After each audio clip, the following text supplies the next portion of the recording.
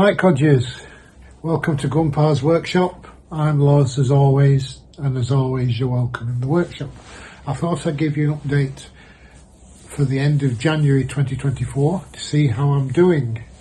Well, how am I doing? I'm making progress with tidying up the garage and putting the aftermarket Inca stuff on my table saw, which has been a long story. It's been on the back burner for over 12 months, and the gubbins has been in its boxes behind the chair in the living room for over 12 months. Nana Sue, bless her, went with it and didn't complain. But anyway, I'm making progress finally, thanks to the help of number one son. So, what have I been doing in January as a summary? I went back on another box making workshop weekend with Mark, Lakeland Cabinet Makers, Penrith, and I enjoyed that. Mainly went back for another 2-day box making course because I wanted to learn how to do the inset hinges in the thin back of a little box, and I've been bodging it up for ages and I've never mastered it. Anyway, I went back to Mark, and I can't show you a completed box because it's already gone to the granddaughter. This time I wanted a box with a hinged lid and stained dark to match the existing furniture at the granddaughter's and a partner. So that's went back. I'll show you a little bit here. It went as usual on the workshop. You get a pre-cut strip of oak to make the box sides. This time I went back to the mitered corners on the miter saw. The bottom is the 6mm oak faced MDF that goes in 6 half-inch grooves routed in the bottom of the carcass of the box, and then the top is a piece of quarter sawn oak that Mark cut to length and used his big jointer planer to get it down to the thickness, and then we cut the box top down to the size on the miter saw, again nibbling it down to the size. That was good. I had some practice hinge joints first on a separate piece of oak. I think I did 3 practices in a row so that my combination of marking and chiselling was fine. And then we assembled the carcass with the box in them with the MDF veneered bottom in, and then we nibbled the top down to size. All the edges were knocked off using a small round over bit on the router table, and then it was all stained, and job's a good one.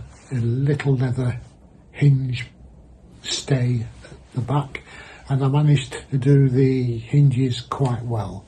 So that weekend was a success, and I'm off for a 5-day course in July, I think. Yeah, very good. I'll give you a link to Mark's stuff. He's a professional cabinet maker in the Lake District, and he does a series of 3 5-day courses of gradually increasing skill. I think the first one's called Tools and Stuff, where it gives you a bigger grounding in the hand and machine tools, and you end up making a choice of either a spinning stool, a step stool, or something else. It's in the links. He does the first one a couple of 3 times a year. The second one, which is more delving into how to choose and work with wood, and you end up usually making a little chest of drawers or something like that. And then the third one is according to demand, and you can choose your own project. So I'm going to do the 5-day 1 and 2 courses in July and September. Hopefully, as I say, the plan for 2024 is to have some skills at the back end of this year. So that's that. That's unsolicited. He's not asked me to advertise it. I'm very impressed with him. As much for the company and the hand holding as anything else, and seeing how production fine furniture workshop works. That was good. Now, in the workshop, I've made more progress with making the adjustments to the Axminster table saw cast iron top so I can put the Inca stuff on. So I'm doing that. I'm emptying the garage of the MFT tabletop. I'll show you all this and then we'll have a chat at the end. See you in a bit. It'll carry on. Right. I'm cutting my aluminium T-bar section to length to form the first front standoff rail on the table saw. So I've measured 485 as the width of the cast iron tabletop. Checked it twice and I've marked it out at 485 here.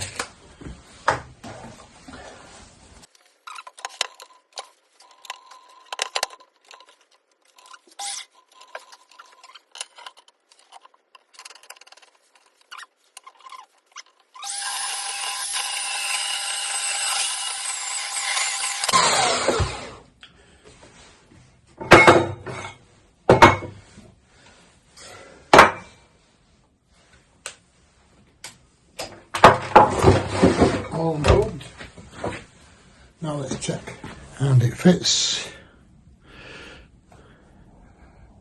Right, monkeys. So a quick catch up on me putting the Inca TSLS system on top of the Axminster craft table saw. That's the 240 something or other, not the 210.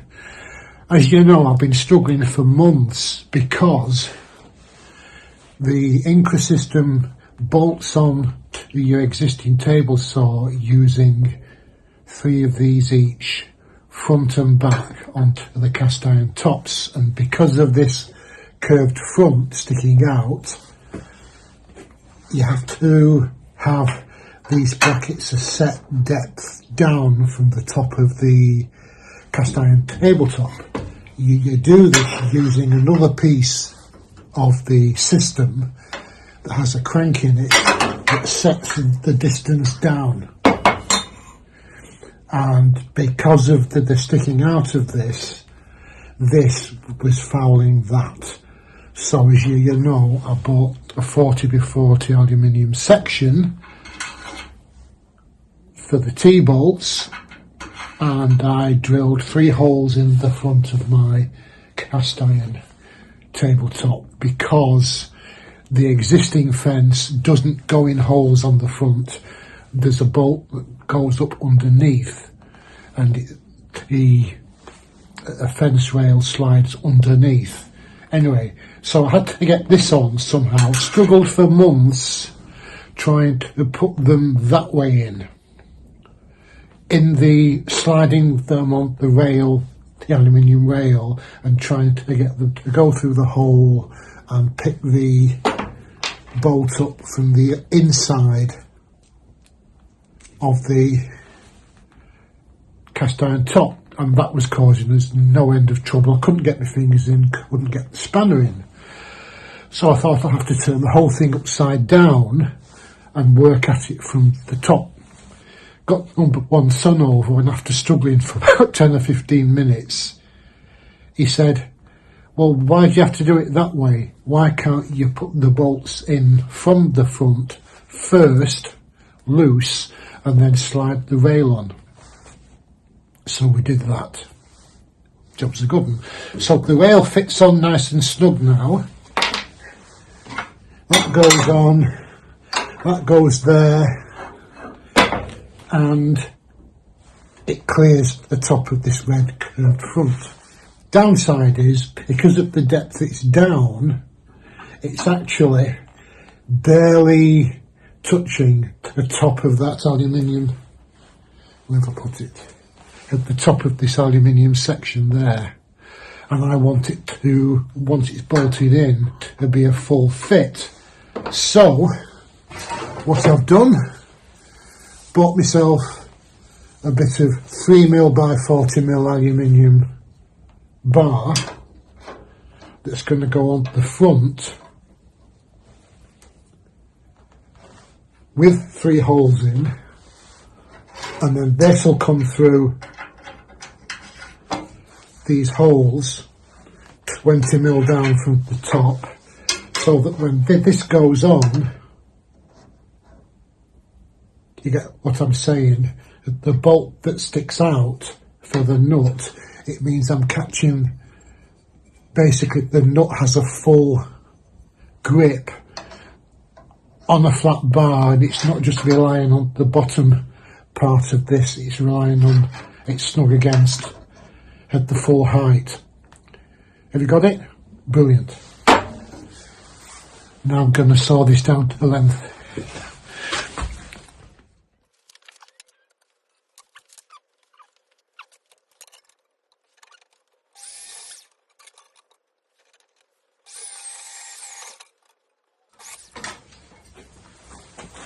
Job's a good one. Put this back here.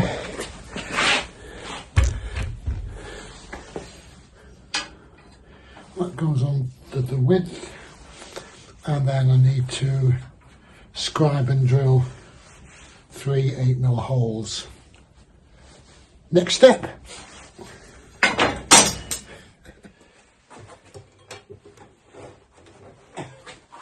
Shepherd hacksaw back in the shed.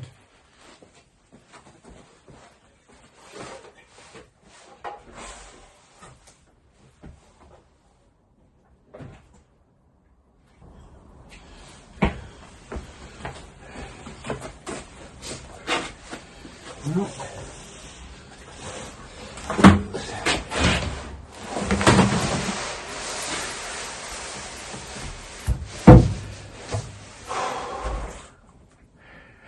portable 4x2 MFT workbench top back in the shed.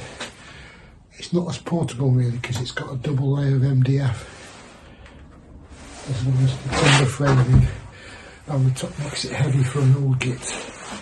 But as I said, this is going to the granddaughter's partner for his workshop when he sorted himself out.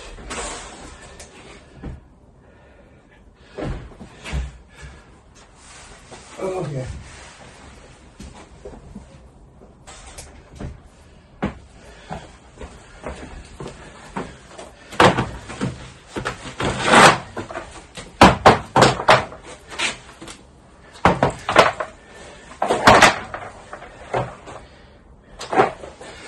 The Stanley Junior sawhorses that take a 2-foot wide top.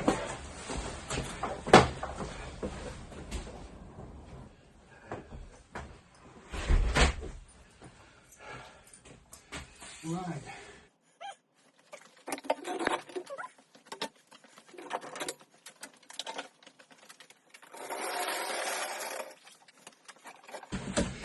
Right.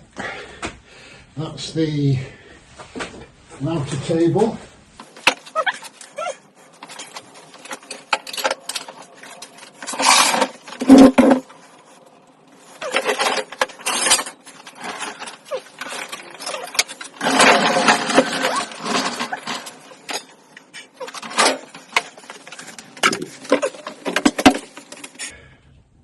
This is what I spend all my time doing, just moving stuff from pillar to post. Still, one day I shall get it not only as I need it, how I want it.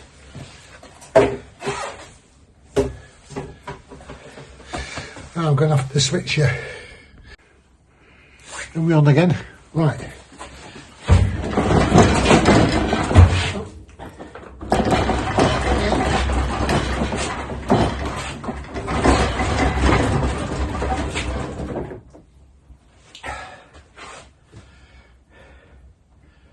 Now I spent a lot of time working out the size of this so it'd fit the disc and belt sander, the little jointer and some grinding wheels with the jigsaw and the thickness underneath. I think I'm going to make it smaller. I don't know yet, I might have just two, just the thickness around the bobbin sander, but then I need that one. Don't so much need the jointer once I get the table saw set up properly.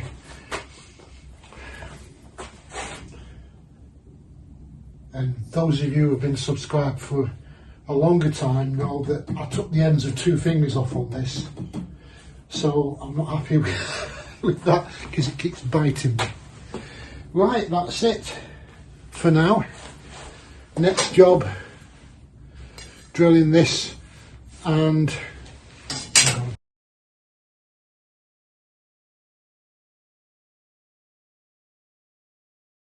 get the table saw down this side of the garage, so I'll have my Schulberg workbench and the table saw with the long fence on that side, bandsaw, router table and the little mobile trolley that side. That's great. Next job, sawing that up, and then you'll see me put the rails on. The idea eventually I'll have tops on both sides and the router on that side to work with the Incra positioner as well as the table saw. Making progress, albeit small baby steps. Right, well that's me for the moment.